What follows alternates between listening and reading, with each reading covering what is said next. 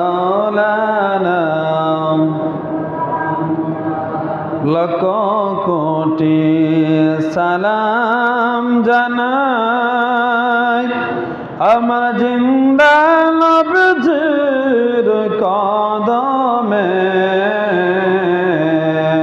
লাখ কোটি সালাম জানাই আমার জিন্দা নবজির কদমে বিশ্বভুবন হইল সৃজন বিশ্বভুবন হইল সৃজন নর নবীজির কারণে আল্লাহুম্মা সাল্লি আলা মাওলানা মুহাম্মদ ওয়া আলা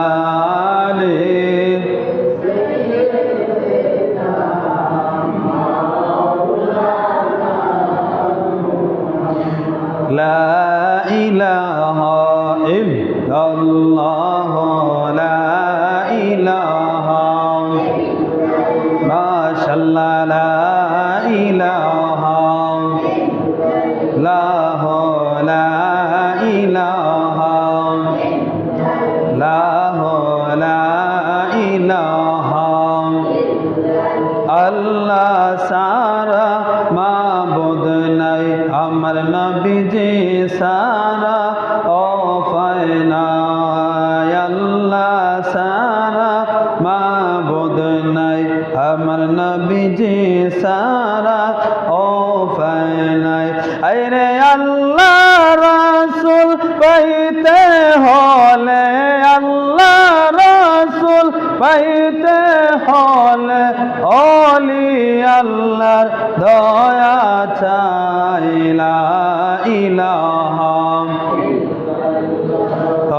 লা ইলাহা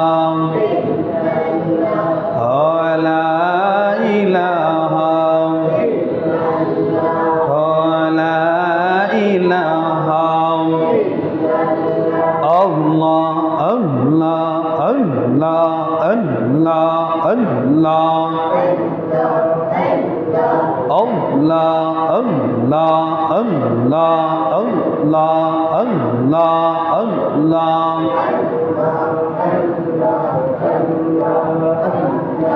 তুমি মেহেরবান গো নবী তুমি মেহেরবান ও নবী তুমি মেহেরবান মাশাআল্লাহ আল্লাহ আল্লাহ তুমি মেহেরবান গো নবী তুমি মেহেরবান ও নবী তুমি মেহেরবান মাশাআল্লাহ আল্লাহ আল্লাহ আল্লাহ নয়নে একবার দেখিলে নয়নে একবার দেখিলে জোড়াইতাম পরাণ ও নবী তুমি মেহেরবান তুমি মেহেরবান গো নবীজি তুমি মেহেরবান ও নবীজি তুমি মেহেরবান মাশাআল্লাহ আল্লাহ আল্লাহ আল্লাহ আল্লাহ আল্লাহ আমরা সবাই পাপী গো নবীজি তুমি মেহেরবান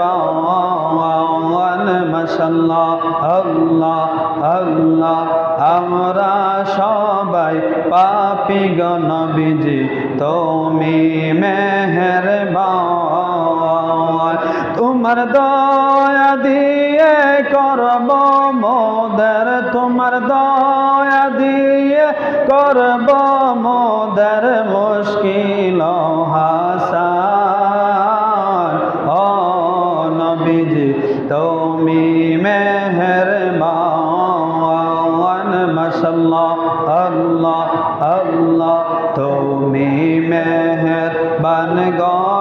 নবীজি তুমি মেহেরবান, ও নবীজি তুমি মেহেরবান। মাশাআল্লাহ, আল্লাহ আল্লাহ আল্লাহ। তুমি আদি তুমি অন্ত, তুমি মোদের জান। তুমি আদি তুমি অন্ত, তুমি মোদের জান। খোদার কাছে পাকে যে তোমার, খোদার কাছে পাকে যে তোমার পবিত্র জবান, ও নবীজি তুমি মেহেরবান। মাশাআল্লাহ, আল্লাহ তুমি মেহেরবান গো নবীজি তুমি মেহেরবান। মাশাআল্লাহ, আল্লাহ আল্লাহ আল্লাহ। ইত্তাকুল্লাহ, দুনিয়ার মানুষ তোমরা আমি আল্লাহকে ভয় করার মতন ভয় করো।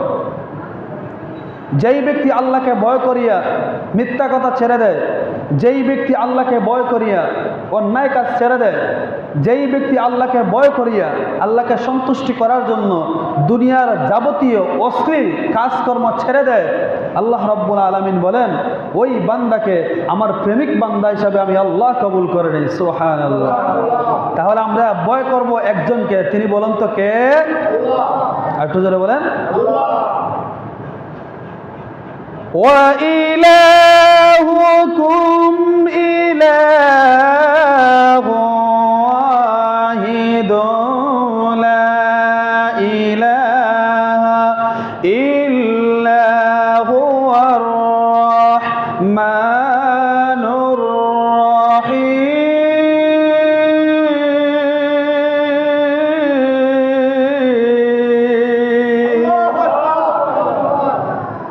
যিনি ছিলেন, তিনি আছেন, তিনি থাকবেন, তিনি হচ্ছে আমার আল্লাহ। জোরে বলে সুবহানাল্লাহ।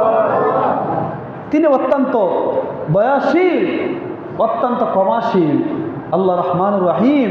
আল্লাহর দয়ার কোনো অভাব নাই, আল্লাহ দয়ার ভান্ডার। সেই রাহমাতুল আলামিন, সেই আল্লাহ রাব্বুল আলামিনের কাছে যদি কোনো নবীর গুনাহগার উম্মত যদি আল্লাহর কাছে ওনার রহমানুর নাম নিয়ে আল্লাহর কাছে ডাকে, আল্লাহ বলেন আমার রহমান নামের খাতিরে আমার বান্দাকে আমি মাফ করে দিই। সুবহানাল্লাহ। আল্লাহর নবী রাহমাতুল আলামিন নবীজি বলেন দুনিয়ার মানুষ তোমরা যখন দুনিয়ার জমিনের মধ্যে তোমরা গুনাহ করো, অন্যায় করো, অপরাধ করো, তখন তোমাদের গুনাহ জমা হয়। একটা মিথ্যা কথা যখন বলো, তখন যে তোমাদের একটা কলব আছে, এই কলব যেটাকে বলা হয় লতিফায়া কলব, এই কলবের মধ্যে একটা গুনাহ জমে যায়। যখন দুইটা গুনাহ করো তখন দুইটা গুনাহ জমে যায়। সাহাবীরা প্রশ্ন করলো, ইয়া রাসূলুল্লাহ, ইয়া হাবিবাল্লাহ, যত গুনাহ করি তত গুনাহ যদি ওই কলবের মধ্যে দাগ পড়ে যায়, তাহলে ওই কলবটা পরিষ্কার কিভাবে হবে গো নবী? আমার আপনার নবী ডাক দিয়ে আমার সাহাবীরা রে, তোমরা যখন এই কলবটা যদি জিন্দা করতে চাও, আমার উম্মতদেরকে আমি বলে দেই, ওই মুর্দা কলবটা জিন্দা করতে চাইলে একটাই ওষুধ আছে। সেই ওষুধটা দুনিয়ার কোনো ডাক্তার কবিরাজ ওষুধ দিতে পারবে না। সেই ওষুধটা কি তোমরা জানো নি? সেই ওষুধটা হচ্ছে গিয়া মহান আল্লাহ রব্বুল আলামিনের জিকির। সুবহানাল্লাহ। এদের তো আগে জিকির বললাম, সেই জিকির আমরা যত বেশি করব ততই আমল নামা থেকে গুনাহ ঝরে পড়বে। সুবহানাল্লাহ। আবার নবী ডাক দিয়া বলেন, রে সাহাবীরা রে, যেমনিভাবে একটা গাছের মধ্যে, মরা গাছের মধ্যে যেইভাবে মরা পাতাগুলা থাকে, ওই গাছের মধ্যে ঝাঁকুনি দিলে যেমনিভাবে মরা গাছের পাতাগুলা জমিনের মধ্যে জোরে জোরে পড়ে, ঠিক তেমনিভাবে আল্লাহর জমিনের মধ্যে যদি আল্লাহর কোনো গুনাহগার বান্দা যদি আল্লাহর জিকিরগুলা করে, ঠিক তেমনিভাবে তার আমল নামা থেকে বৃষ্টির মতো গুনাহগুলা ঝরে পড়ে। এজন্য আমরা বেশি বেশি করে আল্লাহর জিকির করব। যদি আল্লাহর ওলি হতে চান, আল্লাহওয়ালা যদি হতে চান, বেশি বেশি করে আল্লাহর জিকির পড়তে হবে, গোপনে গোপনে জিকির পড়তে হবে, কলবে কলবে জিকির মারতে হবে। শুধু তাই নয়, আল্লাহর নবী রাহমাতুল লিল আলামিন নবীজি আর বলেন,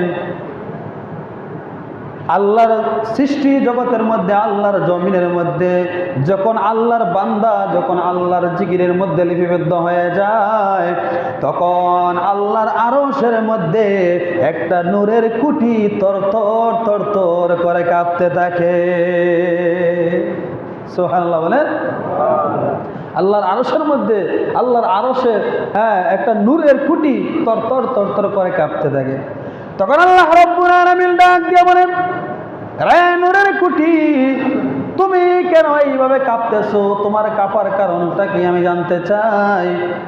ওই নূরের কুটি ডাক দিয়া বলে, আল্লাহ, তাকায় দেখো, তোমার সৃষ্টি জগতের মধ্যে, দুনিয়ার জমিনের মধ্যে তোমার গুনাহগার বান্দারা তুমি আল্লাহর নাম নিতেছে আর চোখের পানি ছেড়ে ছেড়ে কান্না করতেছে, যার কারণে আমি নূরের কুটি কাঁপতে তরতর করে কাঁপতে থাকি। আল্লাহ বলেন, তুমি কেন কাঁপবা? তোমার কাঁপাগুলা তুমি বন্ধ করো। ওই নূরের কুটি ডাক দিয়া বলে, আল্লাহ, তোমার বান্দায় তোমার গুণগান গাইতেছে, তোমার বান্দায় তোমার শানমান গাইতেছে, তোমার বান্দায় তোমার নামে জিকির করতেছে, আমার বড় ভালো লাগে, যার কারণে আনন্দের সহিত আমি তরতর করে কাঁপতেছি। রব্বুল আলামিন, তোমার বান্দার পক্ষ থেকে আমি নূরের কুটি তুমি আল্লাহর কাছে ফরিয়াদ জানাই, যতক্ষণ পর্যন্ত তোমার এই জিকিরের কারণে তোমার গুনাহগার বান্দাকে তুমি মাফ না করবাই, ততক্ষণ পর্যন্ত আমি নূরের কুটির কাঁপা বন্ধ হবে না। জিকির পরে বান্দায় জমিনের মধ্যে, আর জিকিরের পাওয়ারে, জিকিরের মহব্বতে আল্লাহর আরশের মধ্যে নূরের কুটি কান্না করে তরতর তরতর করে কাঁপতেছে। সুবহানাল্লাহ। দেখেন আল্লাহর বান্দার জন্য তামাম মাখলুকাতের কত মায়া আর কত মহব্বত। আল্লাহ রাব্বুল আলামিন বলেন, রে নূরের কুটি, শুধু তোমার একাই কি ভালো লাগে, শুধু তোমার একাই কি মায়া লাগে? আমি আল্লাহর কি মায়া লাগে নানি? কারণ আমার বান্দাকে আমি বড় ভালোবেসে বানাইছি, আমার বান্দাকে আমি বড় মহব্বত করে বানাইছি। তোমার চাইতে আরো বেশি কোটি কোটি গুণ মায়া আমি আল্লাহর, আমার অত্যন্ত দয়া আমি আল্লাহর আমার বান্দার জন্য। যাও যাও, তুমি নূরের কুটিকে আমি আল্লাহ সাক্ষী রাখলাম, সাক্ষী রাখিয়া আমার গুনাহগার বান্দাকে জিকিরের বিনিময় আমি আল্লাহ তাকে মাফ করে দিলাম। আর একটু জোরে বলুন না সুবহানাল্লাহ। এজন্য বেশি বেশি করে বাবারা জিকির পড়বেন। জিকিরের মধ্যে কেমন মজা, জিকির পড়নেওয়ালা ব্যক্তিরাই জানে। আমরা যখন ফজরের নামাজের পরে যখন আমরা জিকির পড়ি, অত্যন্ত ভালো লাগে। ফজরের নামাজ 5 ওয়াক্ত নামাজের পরে অল্প অল্প করেও আল্লাহর জিকিরগুলা পড়বেন। কেন? জিকিরের সাথে সাথে আপনি আমার আমল নামার থেকে যে গুনাহগুলো আছে, এই গুনাহগুলো আস্তে আস্তে ঝরে পড়ে। জোরে বলি সুবহানাল্লাহ। সম্মানিত প্রিয় হাজিরিন, বাবার আমার বন্ধুরা আমার, এমন একজন নবী আল্লাহ রাব্বুল আলামিন দুনিয়ার জমিনের মধ্যে পাঠিয়ে দিলেন। তিনি আর কেউ নয়, তিনি আমার আপনার নবী রাহমাতুল লিল আলামিন, গুনাহগারের বন্ধু, উম্মতের কান্ডারি, সদা সর্বদা শুধু উম্মতের জন্য ব্যতীত থাকেন, উম্মতের জন্য কান্না করতে থাকবেন। আল্লাহ যত জায়গার জন্য আমার আল্লাহ রব, তত জায়গার জন্য আমার আপনার নবী রহমান। সুবহানাল্লাহ বলবেন না? ওয়ামা আরসালনাকা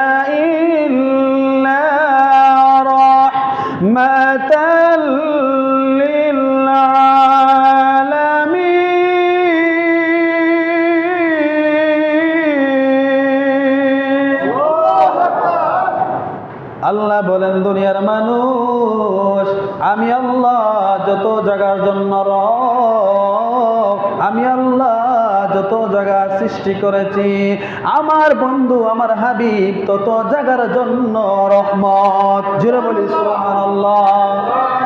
সেই রহমাতুল লিল আলামিন নবীজির কাছে যদি কোনো ব্যক্তি যদি নবীজির কাছে চলে যাইত, তাহলে রহমতের সহিত আনন্দ পাইয়া নবীজির কাছ থেকে চলে আসতো। একজন ইহুদি নবীজির কাছে চলে গেল, যাইয়া ডাক দিয়া বলল, ইয়া রাসূলুল্লাহ, ইয়া হাবিবাল্লাহ, নবী গো, ওগো মায়ার নবী, আপনার কাছে আমি জানতে চাই আপনি কি আসলেই নবী? সুবহানাল্লাহ বলে। ইহুদি প্রশ্ন করে নবীকে, ইয়া রাসূলুল্লাহ, আপনি কি আসলেই নবী? আমার নবী ডাক দিয়া বলে, রে ইহুদি, তোমার কি কোনো সন্দেহ আছে নাকি? সুবহানাল্লাহ বলে। নবীজি বলেন, তোমার কি কোনো সন্দেহ আছে নাকি? ইহুদি ডাক দিয়া, ইয়া রাসূলুল্লাহ, আমি তো শুনছি আপনি নবী, তারপরও আপনাকে পরীক্ষা করার প্রয়োজন আছে, পরীক্ষা করার প্রয়োজন আছে। আমার নবী বলেন, হ্যাঁ ঠিক আছে, তুমি কি পরীক্ষা করতে চাও তুমি করো। ওই ইহুদি ডাক দিয়া বলল, ইয়া রাসূলুল্লাহ, ইয়া হাবিবাল্লাহ, নবী গো, আমি আপনাকে একটা পরীক্ষা করতে চাই। আপনি যদি এই পরীক্ষার মধ্যে পাস করে পেলেন, তাহলে আমি ধরে নিব আপনি আসলেই নবী, আর প্রমাণ হয়ে গেলে আমি ইহুদি আপনার হাতে কালেমা পড়ে মুসলমান হয়ে যাব। আমার নবী ডাক দিয়া বলল, রে ইহুদি, তোমার কেমন প্রশ্ন, তুমি কি পরীক্ষা করতে চাও বলো। ওই ইহুদি ডাক দিয়া বলল, ইয়া রাসূলুল্লাহ, ইয়া হাবিবাল্লাহ, এই যে সামনে দেখো বিশাল বড় একটা পাহাড় দেখা যাইতেছে, ওই পাহাড়ের মধ্যে বিশাল বড় একটা জন্তু আছে। ওই জন্তুটা কেমন জন্তু, ওই জন্তুর নামটা যদি আপনি বলে দিতে পারেন, তাহলে আমি ইহুদি মনে করব আপনি আসলেই নবী। সুবহানাল্লাহ। এবার আপনাদের কাছে জানতে চাই ইমানি পরীক্ষা, এই পাহাড়ের মধ্যে কেমন জন্তু আছে আমার নবী জানে কি জানে না? আর একটু জোরে বলেন, জানে। আমার নবী ডাক দিয়া বলল, রে ইহুদি, তুমি বলেছ এই পাহাড়ের মধ্যে কেমন জন্তু আছে বলার জন্য। আমার আপনার নবী রহমাতুল লিল আলামিন নবীজি এইভাবে শাহাদাত আঙ্গুল যখন এই পাহাড়ের দিকে উঠাইলেন, সিনা মুবারক যখন পাহাড়ের দিকে করলেন, এইভাবে আঙ্গুলটা উঠাইলেন আর লামাইলেন, এইভাবে উঠাইলেন আর লামাইলেন, শাহাদাত আঙ্গুল দ্বারা ওই পাহাড়কে বললেন, আমার নবীজি, রে পাহাড়, তোমার মধ্যে সবচাইতে বড় যে জন্তুটা আছে, ওই জন্তুটা আমি নবীজির কাছে আইনা হাজির করে দাও।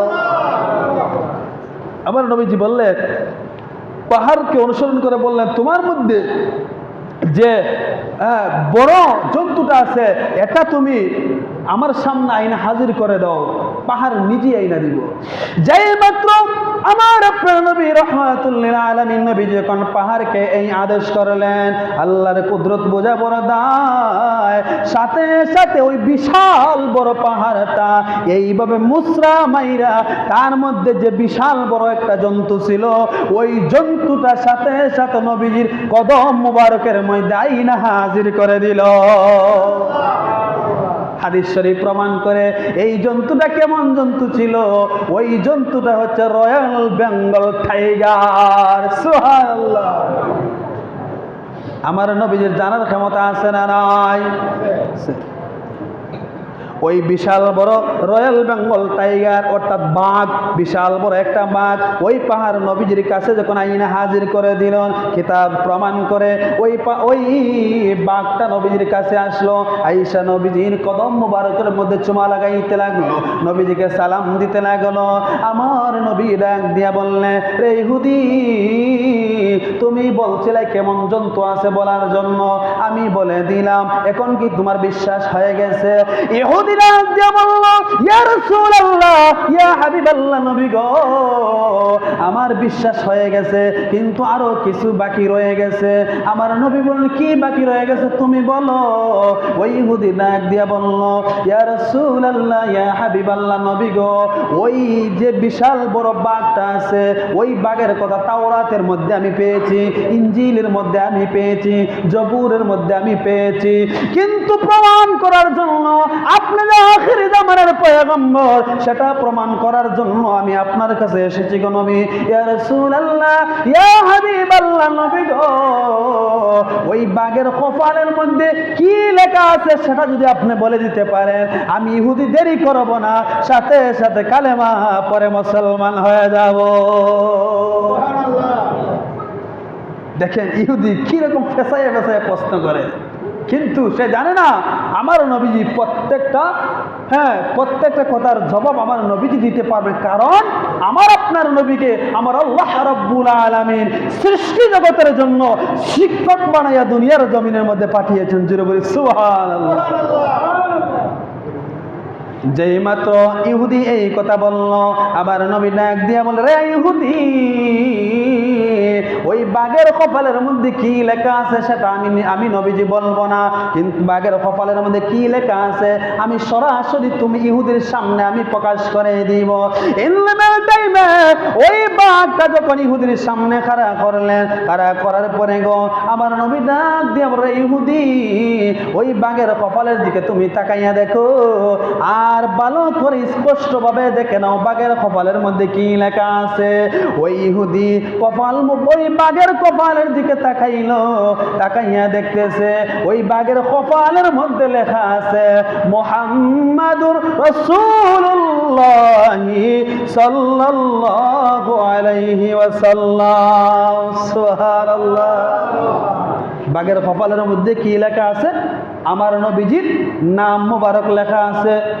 ইহুদি আশ্চর্য হয়ে গেলেন, ডাক দিয়া বললেন, ইয়া রাসূলুল্লাহ, ইয়া হাবিবাল্লাহ, নবী গো, আমার বিশ্বাস হয়ে গেছে আপনি যে আখির জামানার পয়গম্বর, আমার বিশ্বাস হয়ে গেছে আপনি যে শ্রেষ্ঠ নবী। ইয়া রাসূলুল্লাহ, আমি আর দেরি করতে চাই না, আপনি নবী আমাকে এই মুহূর্তে কালেমা পড়াইয়া মুসলমান বানাইয়া দাও। সুবহানাল্লাহ। ইহুদি সাথে সাথে নবীজির হাত মুবারকের মধ্যে ধরে মুহূর্তের মধ্যে ইহুদি কালেমা পড়ে মুসলমান হয়ে গেছে।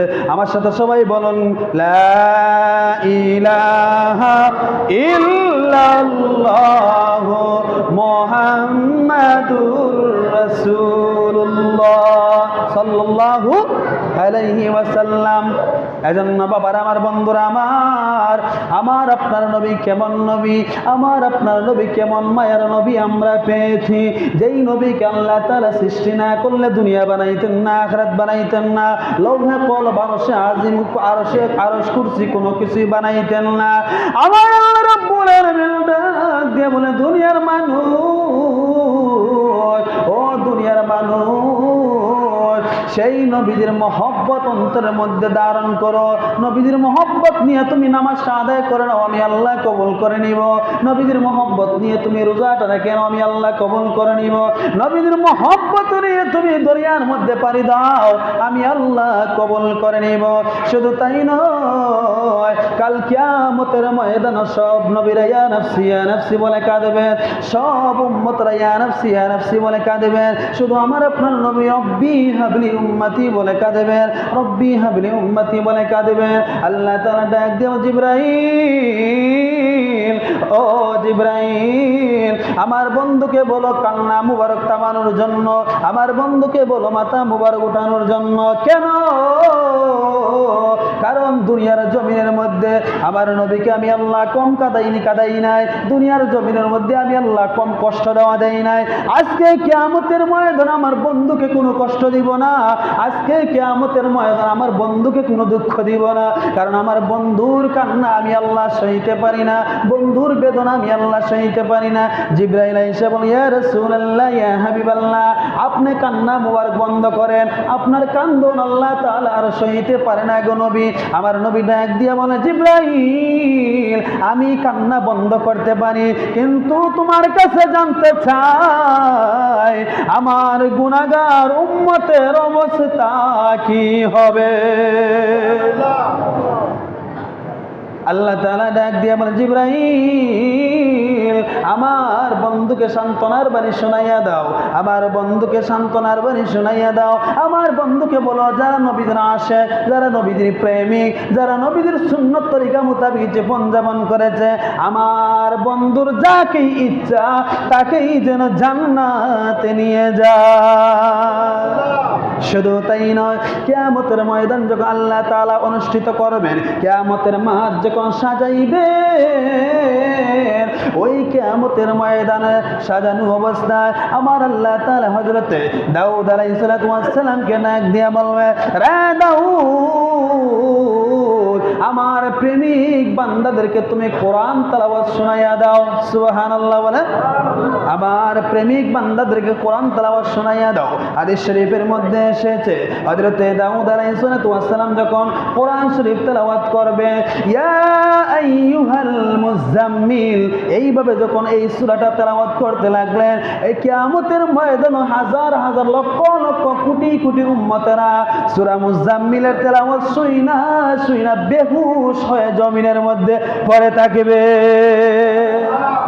এমন সুন্দর, এমন কণ্ঠ আল্লাহ তাআলা হযরতে দাউদ আলাইহিস সালাতু ওয়াস সালামকে আল্লাহ তাআলা দান করেছেন। কিয়ামতের ময়দানে হযরতে দাউদ আলাইহিস সালাতু ওয়াস সালাম কিয়ামতের ময়দানে কোরআন তেলাওয়াত শুইনা হাজার হাজার কোটি কোটি মানুষদেরকে ঘুম পাড়াইয়া দিবেন। এরা তেলাওয়াত শুইনা এরা অজ্ঞান হয়ে যাবে। আল্লাহ তাআলা ডাক দিয়া বলবে, হে দুনিয়ার মানুষ, তোমরা আমার দাউদের তেলাওয়াত শুইনা তোমরা মুগ্ধ হয়ে গেছো, আমার দাউদের কণ্ঠ শুইনা তোমরা অজ্ঞান হয়ে গেছো, তোমরা কি আরো কি শুনবা? সুবহানাল্লাহ বলেন, তোমরা আরো কি শুনবা? তখন বান্দারা আমরা ডাক দিয়ে বলবো, ও আল্লাহ, আরো সুন্দর কি তেলাওয়াত আছে? আল্লাহ বল, হ্যাঁ, আরো স্পেশাল, আরো সুন্দর কণ্ঠের হ্যাঁ তেলাওয়াত রয়ে গেছে। ও আল্লাহ, সেই তেলাওয়াতটা কি করবে, কে করবে? আমার আল্লাহ ডাক দিয়ে বলে, দুনিয়ার মানুষ, যেই নবীকে আমি আল্লাহ না বানাইলে তোমাদের কাউকে বানাইতাম না, যেই নবীকে না বানাইলে আমি আল্লাহ হাসরের ময়দান কায়েম করতাম না, সেই নবীজির জবান মুবারকের তেলাওয়াত কি তোমরা শুনতে চাও? তখন আমরা মানুষ ডাক দিয়ে বলবো, আল্লাহ, সেই নবীজির তেলাওয়াত শুনতাম চাই। তখন আমার আপনার নবী রাহমাতুল লিল আলামিন নবীজিকে আল্লাহ তাআলা বলবেন, ও গো আমার প্রিয় হাবিব, ও গো আমার দোস্ত, আজকে কিয়ামতের ময়দানে তুমি কোরআন তেলাওয়াত করো, তুমি কোরআন তেলাওয়াত কইরা তোমার উম্মতের কলিজা তুমি শীতল করে দাও। তখন আমার আপনার নবী রাহমাতুল লিল আলামিন প্রধান অতিথির আসনে বসে যাবেন। তখন আমার নবী সূরা ইয়াসিন তেলাওয়াত করবেন, ইয়াসিন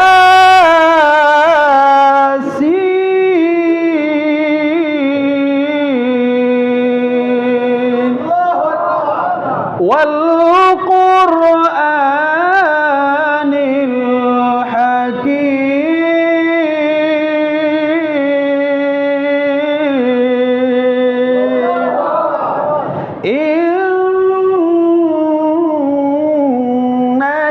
লামিনাল মুরসালিন।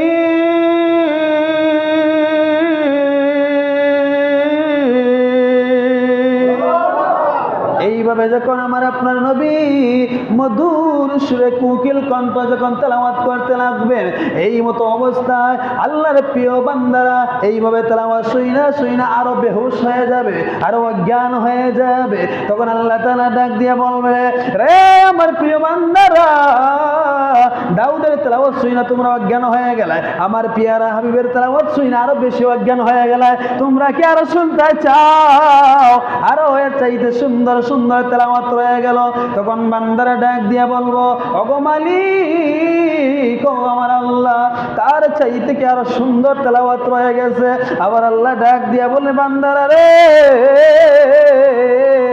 আমি আল্লাহকে তোমরা না দিকে বিশ্বাস করেছো, আমি আল্লাহকে না দিকে তোমরা ঈমান এনেছো, পরকালের উপরে ঈমান এনেছো, তথা সব কিছুর উপরে তোমরা ঈমান এনেছো, বিশ্বাস করেছো, কিন্তু সেই আল্লাহকে তোমরা দেখো নাই। কাল কিয়ামতের ময়দানে ওই আল্লাহ ডাক দিয়া বলবে, আজকে তোমাদের সামনে আমি আল্লাহ নিজেই তেলাওয়াত করব। সেই সময় আল্লাহ রাব্বুল আলামিন নিজেই তেলাওয়াত করবেন। পৃথিবীর কোনো মানুষদেরকে কোরআন তেলাওয়াত কইরা তৃপ্তি দিতে পারবেন না। কিয়ামতের ময়দানে সেই আল্লাহ রাব্বুল আলামিন কোরআন শরীফ তেলাওয়াত কইরা বান্দার অন্তরের মধ্যে তৃপ্তি দান করবেন। জুড়ে বলি সুবহানাল্লাহ। তাহলে আমরা সেই আল্লাহ রাব্বুল আলামিনের জবান মুবারকের তেলাওয়াত আমরা শুনতে চাই কি চাই না? চাই। তাহলে আমরা শুনতে চাই, বাবারে সেই অনুযায়ী দুনিয়াতে আমল করতে হবে।